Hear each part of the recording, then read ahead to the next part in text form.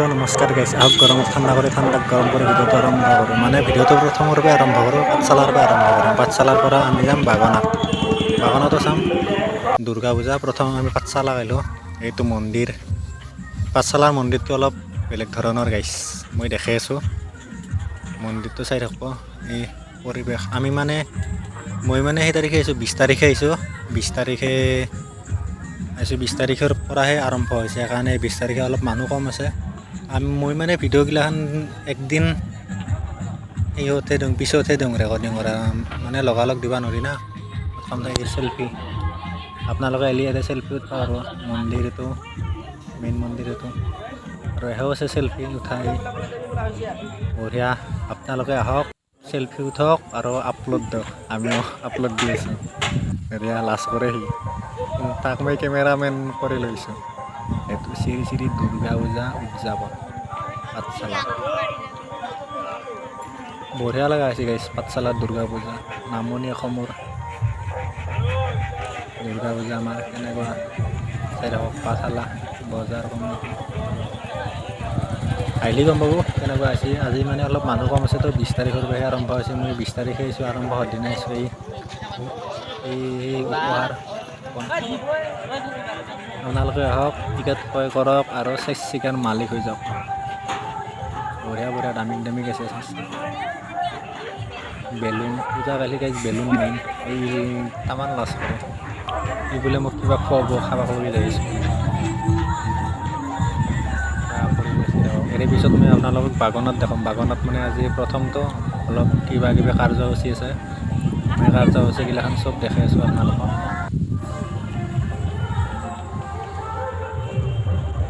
গৰুই খাই দিছোঁ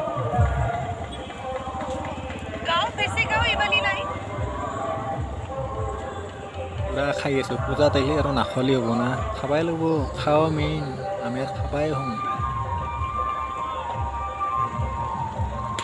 নে কি কয় গাই পৰিৱেশ এতিয়া আমি আৰু ইয়াৰ পৰা অলপ লাজ কৰিছে আমি ইয়াৰ পৰা অলম আৰু আমি ডাইৰেক্ট বাগনা আৰু একবাৰ দেখাই দিছোঁ খেলাখন আপোনালোকে আহক আৰু এই বঢ়িয়া বঢ়িয়া গাড়ী আছে ময়ো টিকেট পালোঁ আহিম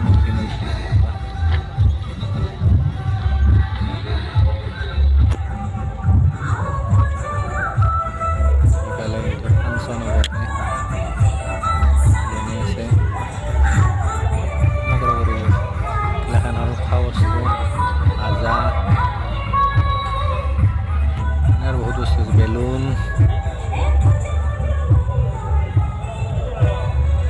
কেনেকুৱা লাগছে কমেণ্টত ক'বচোন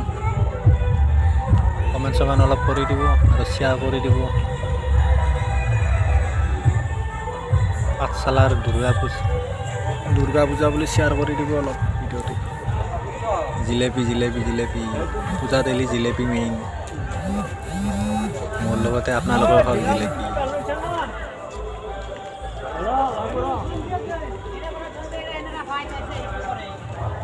গিলাখান বাদাম আজিহে দোকানগিলাখান আৰম্ভ কৰি আছে মানে 20 তাৰিখে ভিডিঅ'টো একদিন পলমকৈ দিম আপোনালোকে 21 তাৰিখে ভিডিঅ'টো চাব পাৰিব এতিয়া যাই আছোঁ জিলেপিৰ সন্ধান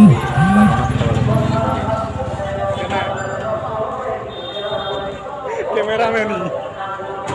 কেমেৰাৰ পিছত থাকে আগত হৈ লাজ কৰিছোঁ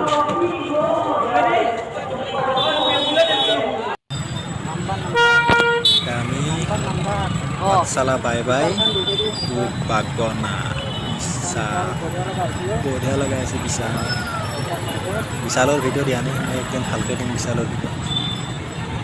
কাপোৰ দেখোন চেন নেটকং সেই দেখোন দিৱালীক লগি কি কাপোৰ আহে ধুনীয়াকৈ দেখোন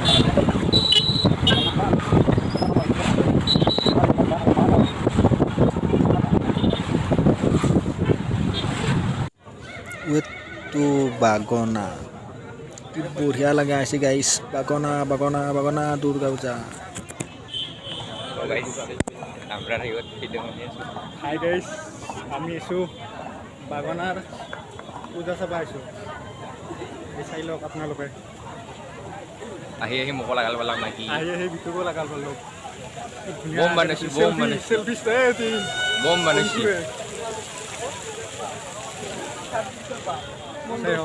আকৌ নাই পৰিৱেশ এতিয়া আকৌ নাই পৰাগে মিলমিলা আহিছি পৰাগে ৰাখ চাওগে তুমি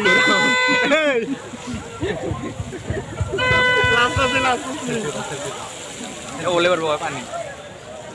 মন্দিৰেৰ পৰা আহোঁ আমি মন্দিৰ চাম নামো চাম। ওম শান্তি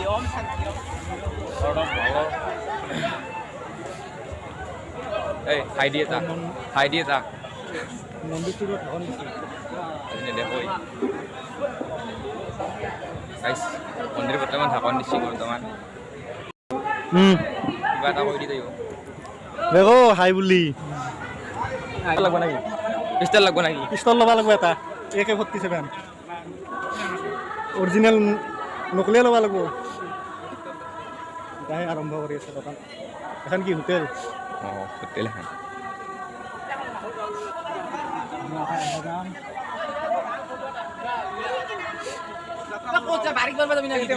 বোমা দোকানৰ ভিতৰত সোমাই দি দোকানৰ ভিতৰত হুটকে দিয়া বোমা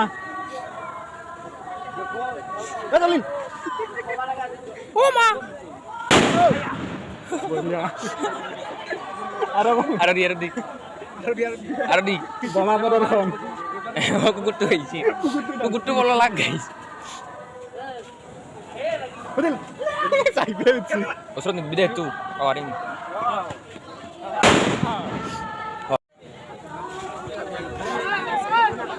ৰঙৰয়া অলপ কেমেৰা কৰিব লাগে প্ৰপ'জ কৰিব লাগিব এইটো প্ৰপ'জ কৰিব পাৰিবি প্ৰপ'জ কৰ এৰা অলপ কি দাম আহি 10 টাকা পইচাটো দি কি লাগে তো ইউটিউবাৰ নাম কৈ দিওঁ কেমেৰামেন কেমেৰা কৰিম না উন্মোচন কাৰ্যসূচী এই কাৰ্যসূচীত উপস্থিত সমূহ ধৰ্মময় ভাই লগতে আমাৰ আমন্ত্ৰণ ক্ৰমে আমাৰ কাৰ্যসূচীত অংশগ্ৰহণ কৰাৰ বাবে মাননীয় উন্মেষত ডাঙৰীয়াদেৱ আমাৰ দুৰ্গা পূজা মহোৎসৱ সমিতিৰ সমূহ বিষয়ববীয়া লগতে যোৱা দুৰ্গোৎসৱৰ সমূহ বিষয়ববীয়া তথা সদস্যবৃন্দ আমাৰ এই অনুষ্ঠানত সহযোগ আগবঢ়োৱা বিভিন্ন ব্যক্তি প্ৰতিষ্ঠান সকলোকে এই চেগতে আমি শাৰদীয় শুভেচ্ছা তথা আন্তৰিক অভিনন্দন জ্ঞাপন কৰিছোঁ। লগতে দেৱীমাৰ ওচৰত প্ৰাৰ্থনা কৰিছোঁ আমাৰ যোৱা দুৰ্গোৎসৱৰ দৰে এইবিলাক যাতে অনাগত এইকেইদিন সুচাৰুৰূপে আমাক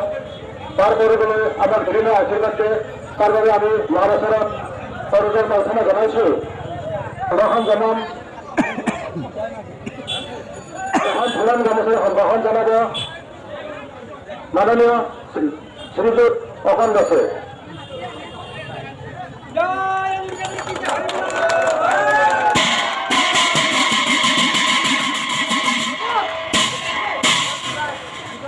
লগতে আমি আমাৰ সহজীৱনৰ অতিকৈ প্ৰয়োজনীয় সম্ভাষণ জনাম আৰু তেখেতৰ সম্ভাষণ জনাবলৈ আমি আহ্বান জনাইছোঁ মাননীয় প্ৰদীপ কলিতা দেৱক।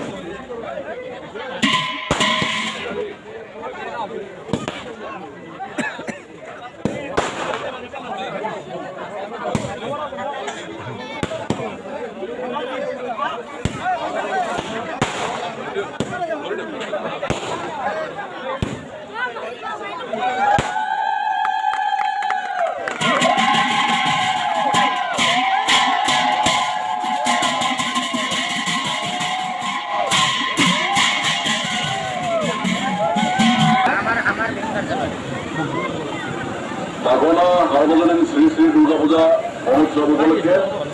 আজিৰ এই উদ্বোধনী অনুষ্ঠানত উপস্থিত থকা মহোৎসৱ পৰিচালনা সমিতিৰ সন্মানীয় সভাপতি সাধাৰণ সম্পাদক উপলক্ষে শ্ৰদ্ধাৰ কাৰ্যকৰ্তাসকল আৰু লগতে আজি এই পবিত্ৰ মুহূৰ্তত উপস্থিত থকা পৰম শ্ৰদ্ধাৰ ধৰ্মপ্ৰাণ ৰাইজ, আমি সমগ্ৰ দেশৰ লগতে অসমৰ মানুহতো আমাৰ বৰৰাজ্য কৃষ্টি ঐতিহ্যৰ প্ৰতিফলনে দেৱী মাৰ শ্ৰীচৰণত আমাৰ শ্ৰদ্ধাৰ্ঘ্য নিবেদন কৰোঁ এই পবিত্ৰ শ্ৰী শ্ৰী দুৰ্গা পূজাৰ সময়ত। আৰু বিশেষভাৱে আমি যি প্ৰাচীন কামৰূপৰ অংশীদাৰ যিসমূহ অঞ্চল, এই অঞ্চলসমূহত দেৱীৰ আৰাধনাৰ যিটো ৰীতি, এই ৰীতি কালিকা পুৰাণতো উল্লেখ আছে। কালিকা পুৰাণত কৈছে যে কামৰূপম দেৱীক ক্ষেত্ৰম উত্তৰাণিত সমংগত অন্যত্ৰ বিৰলা দেৱী কামৰূপে গৃহে গৃহে, অৰ্থাৎ যি দেৱী আৰাধনা বা দেৱী বন্দনাৰ বিষয়ে অন্য বিৰল এই প্ৰাচীন কামৰূপৰ অন্তৰ্গত অঞ্চলসমূহত ঘৰে ঘৰে এই দেৱী আৰাধনা কৰা হয়। তাহানিৰ পৰাই এই প্ৰাচীনতম সময়ৰ পৰাই আমি এই নিজস্ব কৃষ্টি ঐতিহ্য পৰম্পৰাৰে আমি সকলোৰে মংগল কামনা কৰি সনাতনী সংস্কৃতিৰ অংশীদাৰ হিচাপে এই পূজা কৰি আহিছোঁ। আজি এই আপাহতো আমি সমূহ ৰাইজৰ হৈ শ্ৰী শ্ৰী দেৱী দুৰ্গাৰ শ্ৰীচৰণত শ্ৰদ্ধাৰ্ঘ্য নিবেদন কৰিছোঁ আৰু কামনা কৰিছোঁ মা দুৰ্গাৰ আশীৰ্বাদত আমাৰ চৌপাশে থকা মানুহখিনিৰ মাজৰ পৰা, আমাৰ সমাজখনৰ পৰা, আমাৰ দেশখনৰ পৰা সন্দেহ অসূয়া আঁতৰি গৈ আমাক পৰস্পৰে ওচৰ চপাই আনক আৰু আমাৰ সমাজখন দেশখন সমৃদ্ধিৰে উপচি পৰক এই কামনা কৰিছোঁ। সকলোকে ধন্যবাদ জ্ঞাপন কৰিছোঁ।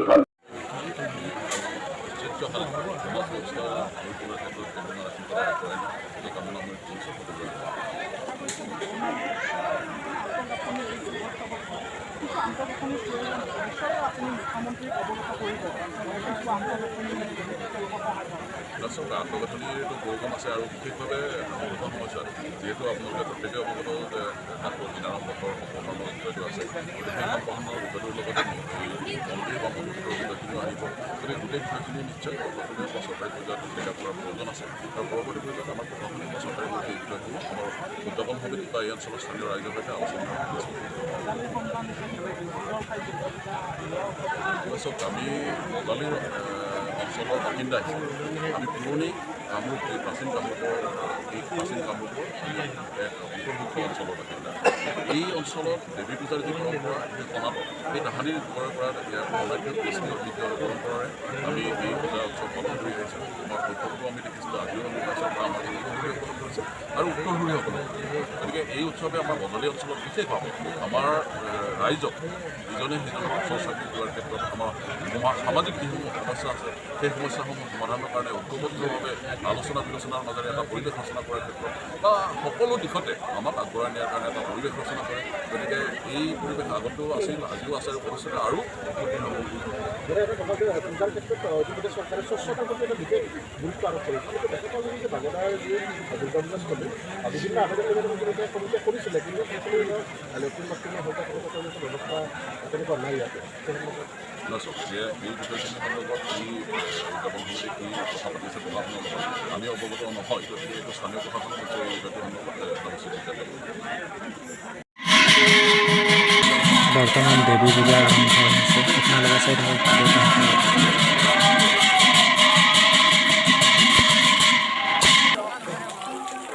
সমগ্ৰ পৰিৱেশ এবাৰ ওপৰৰ পৰা চাই লওক।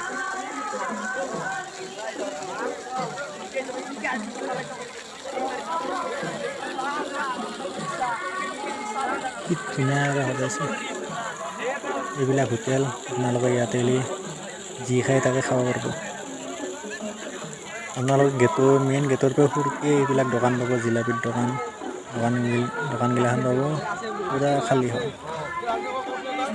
পইচা কিন্তু দিব লাগিব গাইছ। এইবিলাক ধুনীয়াকৈ সাজাইছে। এখন দোকান হোটেল এই অলপ আগত জিলাপিৰ দোকান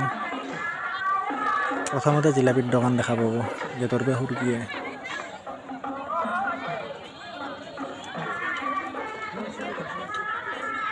এইফালে থিয়েটাৰ গেটৰ পৰা সুৰকিয়ে থিয়েটাৰ মেইন গেটৰ পৰা সুৰকিয়ে টিকেট কাউণ্টাৰ আছে তাৰে ওচৰতে থিয়েটাৰ বলক আমি ভিতৰক লগি সুৰকি যাম অলপ থিয়েটাৰে চাই যাম কি ধুনীয়াকৈ সজাইছে ময়ো গাইছ চাম গেলাৰীত চাম গাইছ গেলাৰী বেছ আমাৰ কাৰণে ইয়াতে ভিডিঅ'টো সামৰি মাৰিলোঁ ধন্যবাদ